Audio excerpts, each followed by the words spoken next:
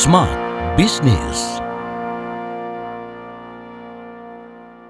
Small listeners, sekarang kerennya pelaku bisnis ya, udah mulai aware tentang brand, pentingnya membangun, menjaga brand, terkhusus brand image. Karena apa yang dilihat customer yang pertama adalah brand image-nya ya, apakah produk ini berkualitas, bagus, mempresent value-value yang kita pegang.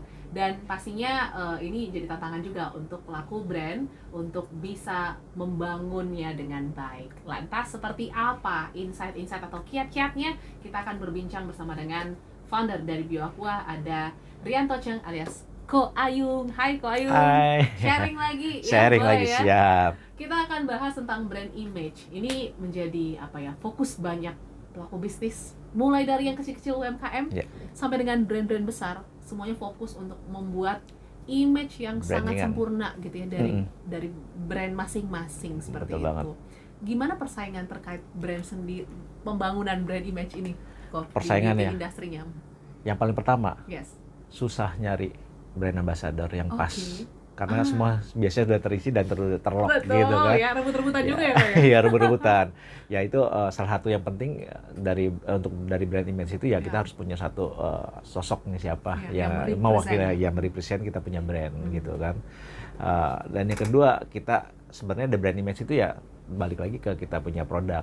Kita mau gimana menarasikan brand kita sebagai apa dan positioningnya di mana gitu sih. Dan kita juga punya kan yang namanya community untuk brand image kita.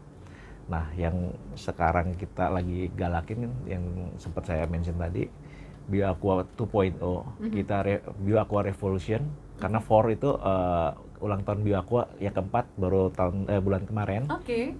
Jadi kita ada hashtag BioAqua Revolution yang kita transparan dalam membuat satu produk.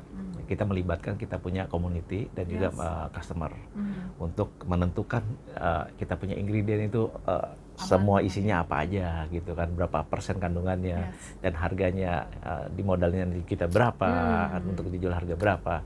Kita akan open ke community kita dan semua. Tapi nggak banyak loh kok pelaku bisnis yang berani ya buka-bukaan terang-terangan gitu ya ke customer, sehingga nanti ternyata untung perusahaan ini sekian gitu ya. Kenapa kok Ayung sendiri dan BioAqua memilih untuk melakukan itu, untuk memperkuat brand image yang seperti apa sebenarnya Pak? Sekarang kan banyak banget nih brand-brand yang katanya harganya cuma berapa, dijualnya harga selangit gitu kan. Ya walaupun itu sah-sah saja menurut saya sih kan itu balik lagi ke brandingan dari brandnya tersebut. Ya kan, ketika orang mau beli, ya itu sudah menjadi menjadi pilihannya si customer kan. Bener nggak? Kalau nggak cocok kan udah tinggal nggak usah dibeli lagi, bener nggak? Tinggal cari lagi yang lain. Tetapi kalau udah dibeli dan dia merasa cocok, pasti dia akan repeat gitu loh. Dan apalagi kalau dengan adanya kita transparansi, kita udah tahu ini brand untungnya nggak gede-gede amat lah, masih worth it gitu kan. Dan sebetulnya harga BioAqua juga udah affordable ya kita bilang kan. Dengan produk yang seperti BioAqua ya saya rasa itu masih terjangkau gitu kan. Gitu. Dan pastinya dalam proses membangun brand image ini kan bukan proses yang cepat ya kok ya. Ini butuh proses yang panjang dan konsistensi seperti itu. Apa yang menjadi kunci-kunci yang penting juga ya untuk mungkin pelaku brand yang mendengarkan, baik yang dari yang kecil banget ya sampai dengan yang besar, untuk bisa memperkuat brand image tersebut. Dan akhirnya kalau misalnya kita ngomong satu brand itu, orang tuh langsung pop up, ternyata brand yang ini ya gitu. Ya sebenarnya yang paling pertama kita harus menjaga trust-nya customer kita. Makanya seperti yang pegangan saya itu ya kejujurannya itu kan. Ya kita harus menjaga trust customer kita tuh.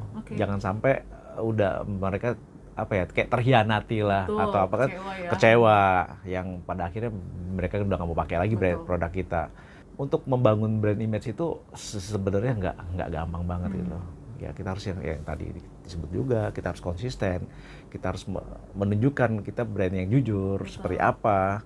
Banyak banget ya kalau secara teknis itu kita mau brainstorming kita brand itu seperti gimana. Nah, hopefully untungnya juga kita juga punya untuk menjaga kepercayaan masyarakat kita. Ya kita berani garansi untuk punya produk kita dengan adanya Bio Aqua Protection itu yang kasih asuransi dengan kalau customer kita itu membeli produk kita, ya mereka ada jaminannya. Gitu dan nggak hanya jaminan kecelakaan, jaminan kesehatan ya kok ya, tapi wajah. Iya betul, ini inovasi yang menarik gitu.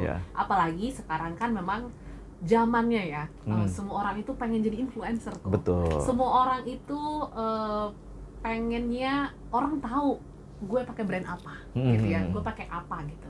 Nah ini menjadi tantangan juga nggak untuk menjaga brand image, karena kan kita nggak tahu ya, kita nggak bisa kontrol nih orang-orang akan memberi respon apa terhadap produk-produk kita kok.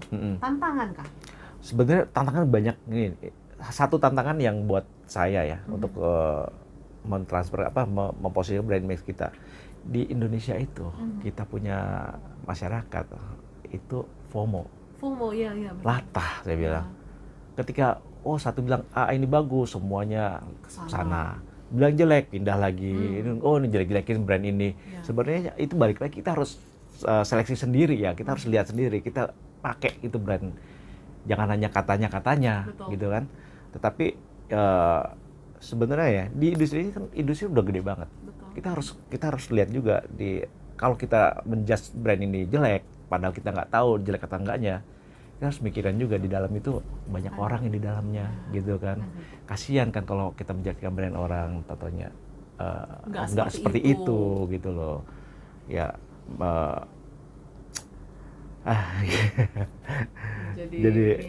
Jadi kadang-kadang struggle juga sebenarnya kalau ngelihat seperti itu kan ya. Kalau saya orang yang berpikiran positif, saya nggak ngejudge brand A, B jelek gitu.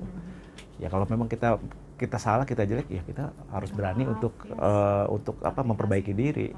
Ya seperti itu. Dan juga kalau ngomongin tentang brand image, mungkin ya sekarang kan orang ngerasa harus bikin brand itu uang harus keluar banyak loh, bakar duit di berbagai macam sosial media, bayar influencer dan lain sebagainya. Ini jalan yang tepat nggak sih kok? Mungkin ini nggak hanya beauty industry ya, tapi ke bisnis-bisnis lain juga kayaknya fenomenanya juga cukup kuat terkait dengan hal itu. Ya makanya sekarang yang besar itu pasti dia menang sekarang, yang punya modal gede dia pasti kuat gitu, karena dia bisa membeli semuanya kan. Betul. Nah yang kasihan ini yang UMKM yang kecil-kecil, bagaimana mereka mau berjuang untuk menaikkan brandnya mereka gitu loh. Kalau semuanya sudah harus menggunakan uang yang segitu besar, mereka dari mana? Betul. Ya tapi di satu sisi brand image itu penting. Mau branding mahal. Iya. Nah ya kita harus satu lah tadi bikin produk yang bagus dulu deh. Walaupun nggak bisa gembar-gembor di sosial media atau pasang AdSense yang banyak-banyak, ya kita harus gerilya. Mau nggak mau ke toko satu ke toko yang lain, kita jualan sales lah ibaratnya, main di platform yang berbeda. Atau offline-nya Indonesia luas sekali. Ya kan? Ada yang mainnya reseller, ada yang punya toko-toko kecil atau toko besar, ya itu masih banyak peluang kok sebenarnya. Oke. Tapi kalau dari ini kita mengambil case dari Bio Aqua ya, kalau Bio Aqua sendiri memilih untuk apa nih kok? Untuk ke online kah atau justru ke offline kok? Dua-duanya kita ada. Dua-duanya justru ya. Ada. Okay. Harus balance, seimbang karena nggak bisanya salah satu. Kalau online itu sebenarnya kayak roller coaster. Ketika kita prediksi ya kok. Kita punya budget lebih bisa naik, kapan turun lagi. Ya, kalau lebih memang stabil itu biasanya offline. di offline. Di offline ke toko-toko kosmetik ya. Iya. Dan di sana juga kita harus posisikan brand kita, harus punya brandingan. Nggak hanya etalase, ya ada gambarnya, ada iklannya juga gitu. Kalau orang nggak tahu. Iya, betul. Apalagi produk kita dengan skala yang banyak ya. Dan harus ambil satu posisi kita mau di mana. Posisi. Sebenarnya kayak Bio Aqua sendiri, the best seller kita kan di Sitmas yang pernah mendapatkan rekor muri, jual 88 juta pieces per tahun itu. Ya kita pemainnya banyak kan di situ. Memposisikan Bio Aqua. Nah, positioning ini juga penting kok. Gimana cara pelaku brand ya menetapkan positioning yang tepat sehingga apa yang dilakukan ini benar-benar memperkuat positioning mereka di satu market nih kok. Karena banyak yang berusaha nge-grab banyak market tapi ternyata nggak ada yang nyangkut, fokus gitu ya. Ya sebenarnya kita harus melihat dulu lah kompetitor kita itu siapa. Oke. Ya kan, dari pricingnya lah, kandungan dia apa kalau di skincare ya. Terus mereka marketing seperti apa. Ya kita harus mulai di situ. Kita bisa nggak nih ngelawan mereka? Kita bisa nggak lebih bagus dari mereka? Kalau kita yakin ya kita coba ngelawan gitu kan. Tapi kalau nggak bisa, ya harus cari yang lain lagi. Gimana nih USP, atau nggak bikin inovasi sendiri, produk sendiri yang benar-benar unik USP-nya. Kita yakin kita semuanya tujuan di situ. Oke, mungkin tips and trick ya kok terakhir ya. Apa tuh? Bagaimana untuk kita yang mungkin baru mau mulai membangun brand image, seperti apa yang harus dilakukan para pelaku bisnis yang mendengarkan kita? Kalau untuk yang pertama ya kita harus punya sosial media sendiri lah ya. Sosial media, ya kita pelan-pelan lah dengan budget yang kecil kita coba kreatif. Bagaimana kita menceritakan brand kita seperti gimana. Ya itu nggak mudah sih memang. Tapi ya kita harus konsisten aja menjalankannya. Coba try and errornya gimana. Yang penting di kreatif itu sih industrinya. Industri kosmetik itu, skincare itu harus benar-benar kreatif. Betul. Cari ide-ide konten yang bagus, ya, yang bisa kena relate dengan masyarakat kita ya.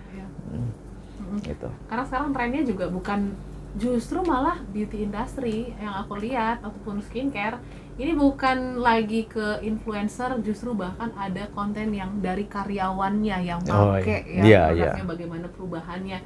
Itu kan satu kreativitas yang out of the box, kita nggak kepikiran ya untuk mungkin menjadikan karyawan sendiri ya kok ya sebagai influencer kita sendiri. Bukan hanya karyawan, kadang juga brand ownernya kan? Iya, kok Ayung juga mungkin salah satu korban dari dari mungkin tim sosmednya. Tim sosmed, anak saya juga korban.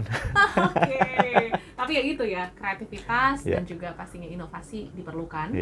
Terkhusus komitmen dan konsistensi. Seperti itu. So thank you Ko Ayung sudah diajak ngobrol di podcast bisnis. Udah diundang. Yes, kita tunggu episode-episode lainnya bersama dengan Ko Ayung, dan pastinya juga small listeners jangan lupa subscribe dan like video ini, dan kita akan ketemu di episode berikutnya. Sampai jumpa. Sampai jumpa. Smart Business. Lead you better.